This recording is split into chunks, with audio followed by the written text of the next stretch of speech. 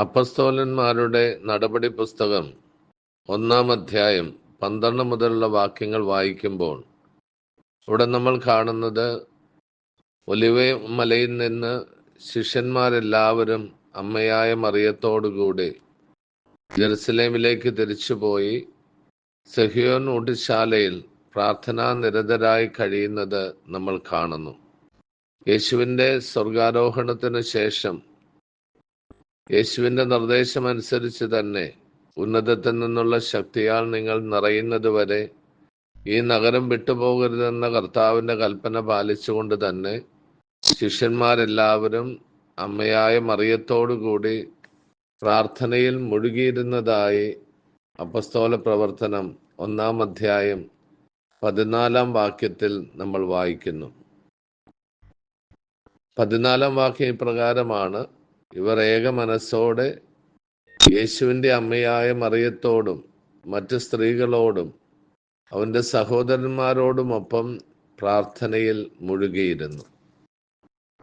ഈ വചനഭാഗം നമുക്ക് വലിയൊരു സന്ദേശമാണ് നൽകുന്നത്. ശിഷ്യന്മാരുടെ ജീവിതത്തിൽ പെന്തക്കോസ്താ അനുഭവം ഉണ്ടായത് അമ്മയായ മറിയത്തോടുകൂടി അവർ പ്രാർത്ഥനയിലായിരിക്കുന്ന അവസരത്തിലാണ്. സ്വർഗാരോഹണത്തിന് ശേഷം 9 ദിവസം അവർ പ്രാർത്ഥിക്കുന്നു. 10-ാം ദിവസവും പ്രാർത്ഥനയ്ക്കായി ഒന്നിച്ചു ചേരുന്നു. പെന്തക്കോസ്താ തിരുനാളിൻ്റെ ദിവസമായിരുന്നു അത്. ആ ദിവസം അവർ എല്ലാവരും ഒന്നു ചേർന്ന് പ്രാർത്ഥിച്ചുകൊണ്ടിരിക്കുമ്പോഴാണ് പരിശുദ്ധാത്മാവിൻ്റെ അഭിഷേകം ശിഷ്യന്മാരുടെ മേലും മറ്റെല്ലാവരുടെ മേലും വന്ന് നിറഞ്ഞത്. അഗ്നിനാവുകൾ പോലെയുള്ള നാവുകൾ, തീനാവുകൾ ശിഷ്യന്മാരെല്ലാവരുടെ മേൽ വന്ന് പതിക്കുന്നതായി അവർ കണ്ടു. അതോടുകൂടി അവരെല്ലാവരും പരിശുദ്ധാത്മാവിൽ നിറയുകയും പരിശുദ്ധാത്മാവിൻ്റെ വരദാന ഫലങ്ങൾ അവരിൽ പ്രകടമാവുകയും ചെയ്തു.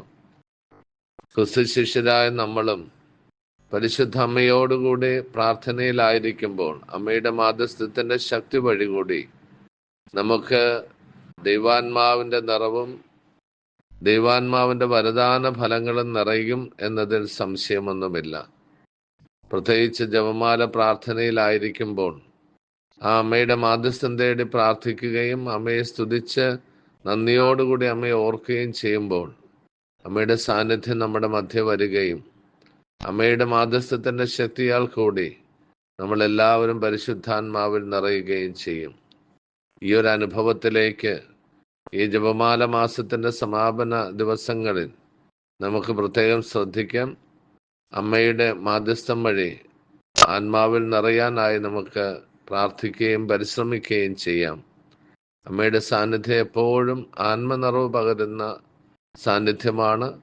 ആ സാന്നിധ്യം നമുക്കെന്നും എപ്പോഴും ആത്മനിറവിൽ നിലനിൽക്കാൻ നമ്മെ എല്ലാവരെയും സഹായിക്കട്ടെ.